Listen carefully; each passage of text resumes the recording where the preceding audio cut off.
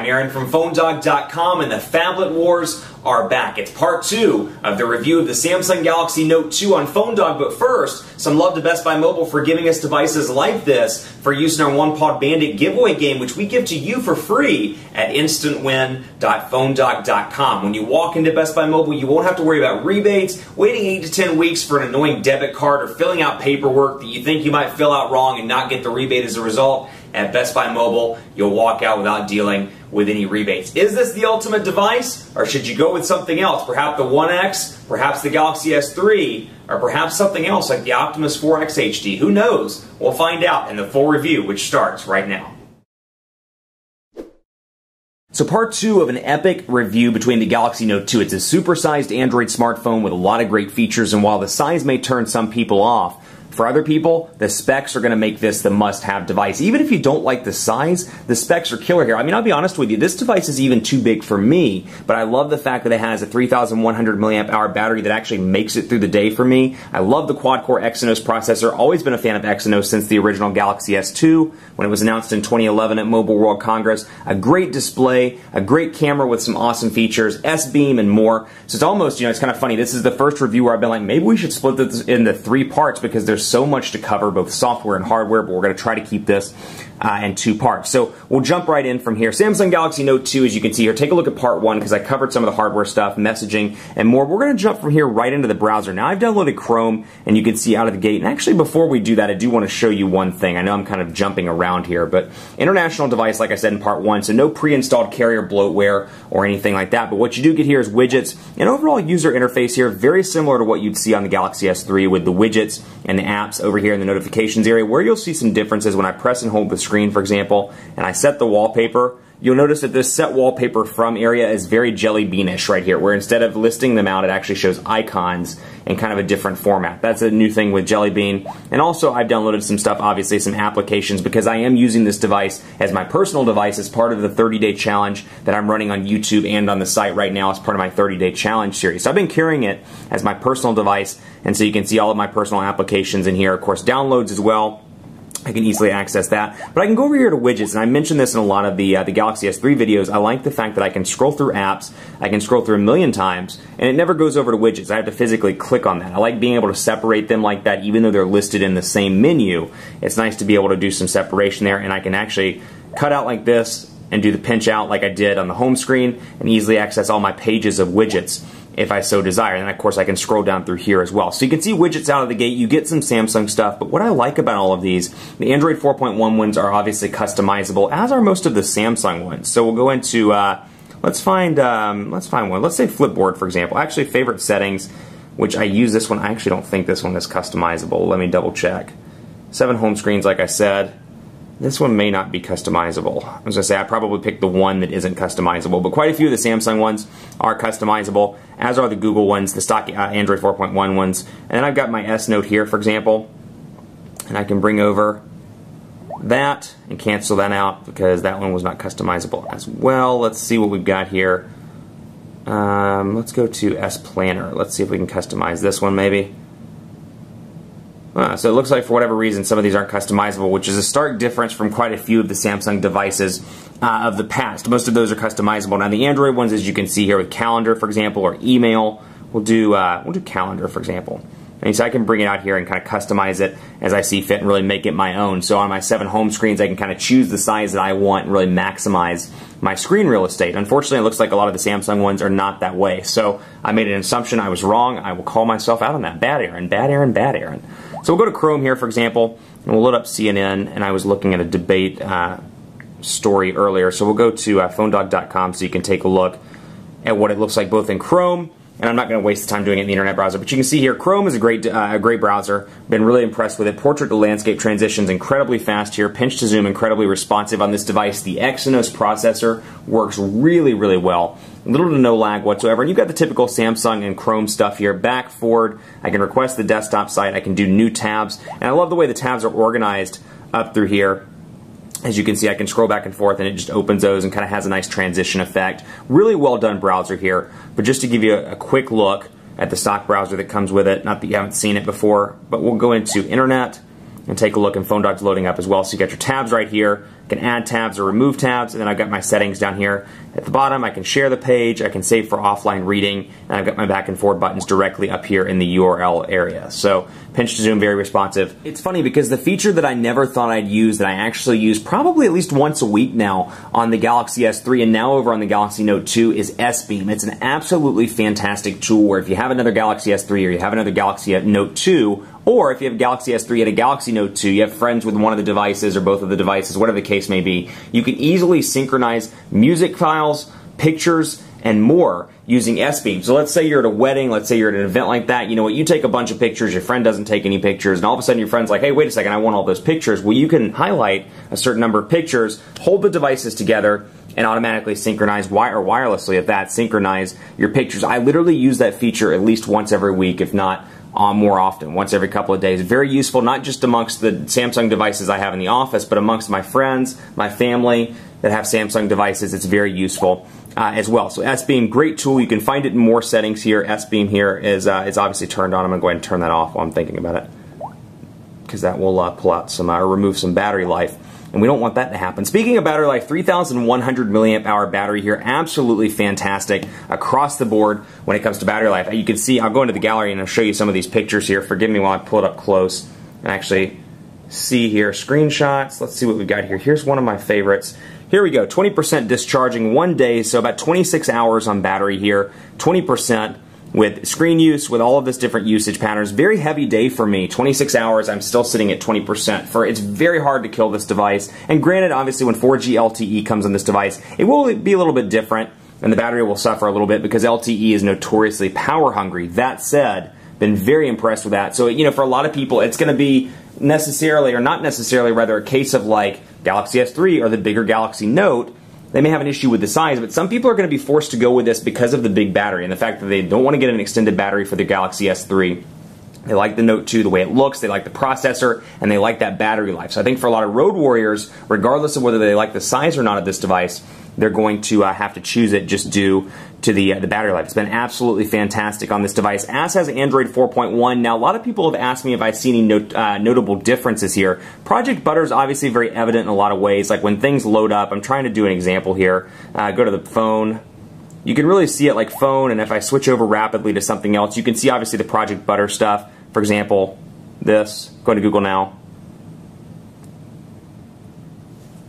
Let's do a test here.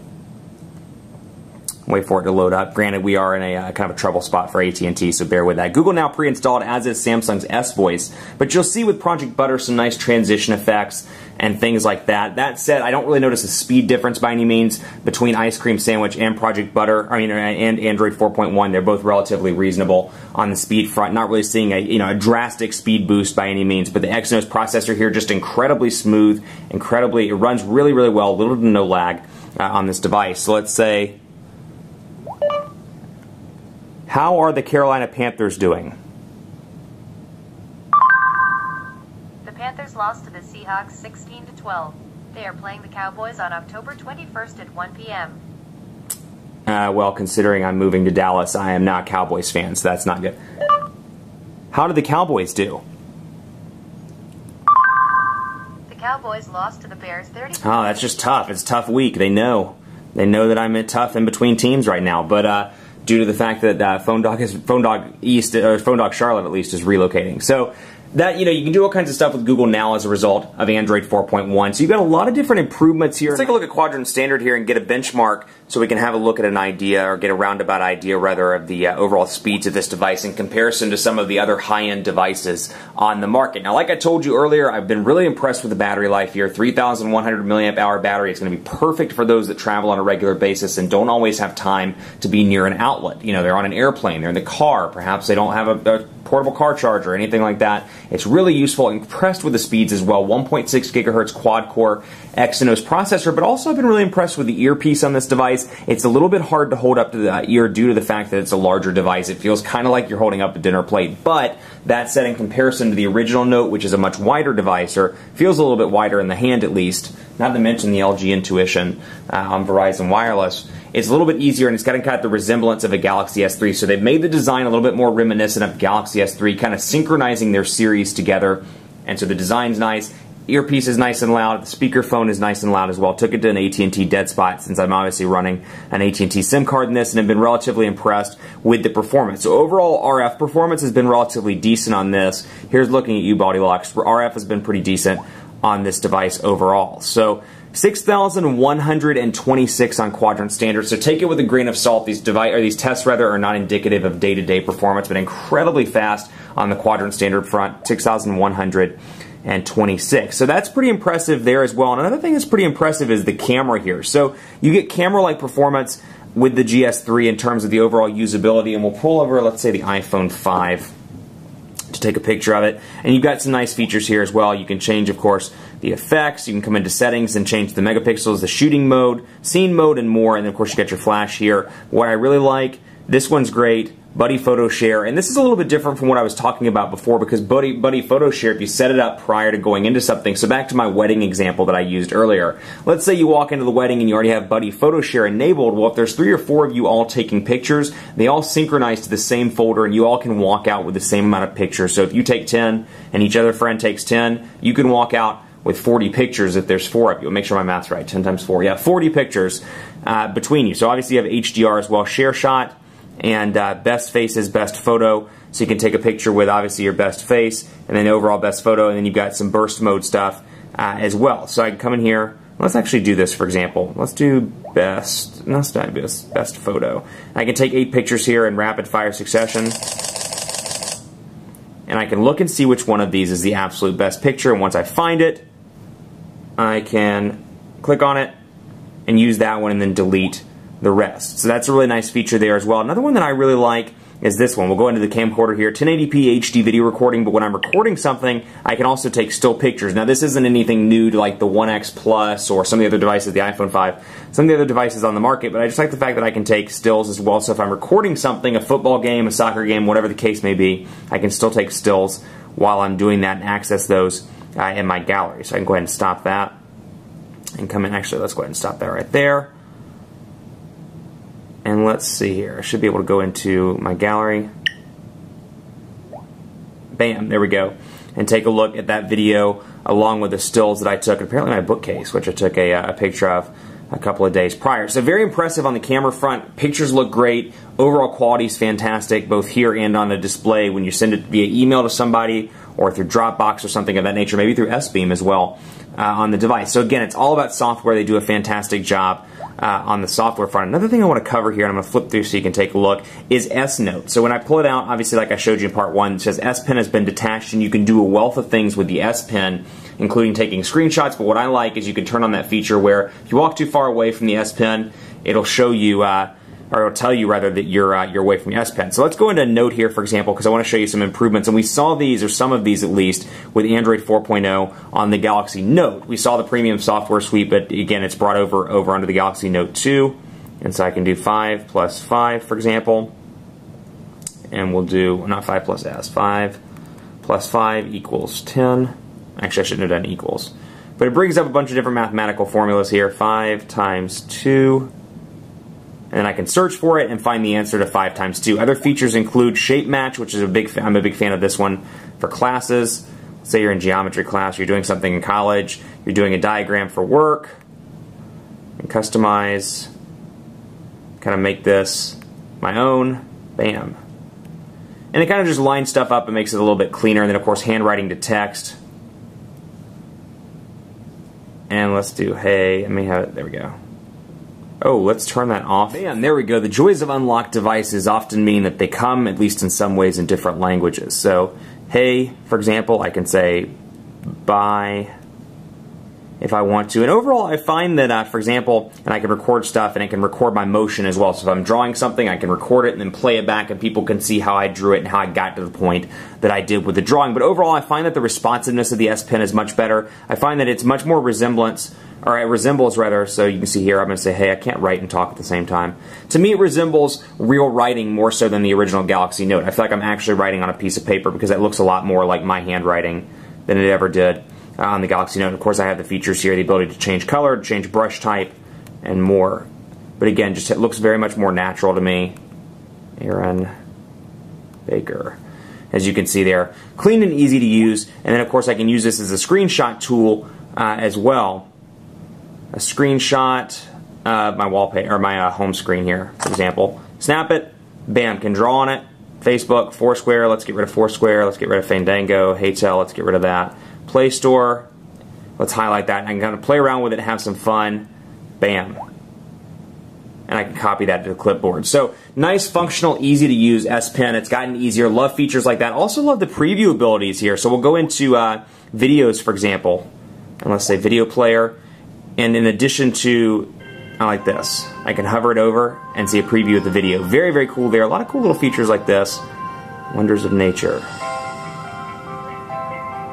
And I can do the preview like that. And then also, I can actually click on the video like I could in the Galaxy S3, and then I can bring it out and move it around on the home screen as well, so I can watch it while I'm doing something else on the device itself. So very functional there. Absolutely love that. And all in all, this is an incredible upgrade to not only the Galaxy Note, but to the Galaxy S3 as well. And I see this really complementing the Galaxy S3 in a lot of ways. But in more cases than one, I can see people that are new to the Galaxy series, be it the Note 2 or the S3, they're road warriors and they need that battery. Perhaps they like content creation, so they're all about a bigger display for listening to music or watching videos or writing stuff down. Perhaps they're in college, perhaps they're in meetings all the time and they need something to to jot down notes in. I think this can be a great device for them. So the Note 2, when you look at this, immediately you think nerd device, somebody that wants a big tablet in their pocket, something of that case. Not the case here, and I don't think Samsung would have been able to market it to 5 different carriers if that was the case, rather. I think they've got a huge opportunity here to sell to people that have a hard time seeing, they need a great battery life device for their road warrior, for their road travels, for somebody that wants a really powerful device. So even though this device may be too big for a lot of people, myself included, quite frankly, the performance of this device, the capabilities of this device, especially when it hits the States with LTE, and the fact that it's got a nice big battery, make this device, at least in my opinion, the best Android device on the market right now. So stay tuned. It's coming soon to 5 US carriers. Really excited about that. And we'll have a bunch of dogfights with this device as well. So stay tuned to PhoneDog.com. Hey, hit us up on Facebook as well. Facebook.com/PhoneDog. We're doing the greatest tech giveaway ever too. So be sure to check that out on PhoneDog.com and on Facebook page. Facebook.com/PhoneDog. Hit me up on Twitter as well. Let me know what you think of this device. PhoneDog_Aaron on Twitter. Facebook.com/PhoneDogAB on Facebook. I'd love to hear from you what you want to see in dogfights. We'll go a little bit more in depth into the software. There's only so much we can cover in a dogfight. In a review rather, unfortunately. But in dogfights, we can cover some more software stuff that really gives this device a competitive edge over other devices on the market. So be sure to stay tuned for that. But the verdict, this is the best Android device on the market. But as we all know with Android devices, they come and go pretty quickly. At least they hold that crown pretty temporarily in a lot of cases. But that said, Galaxy S3 has been doing really well. I expect this thing to do really well when it hits the States also. Keep it locked on the site for more on the Galaxy Note 2, and as always, we'll see you next time.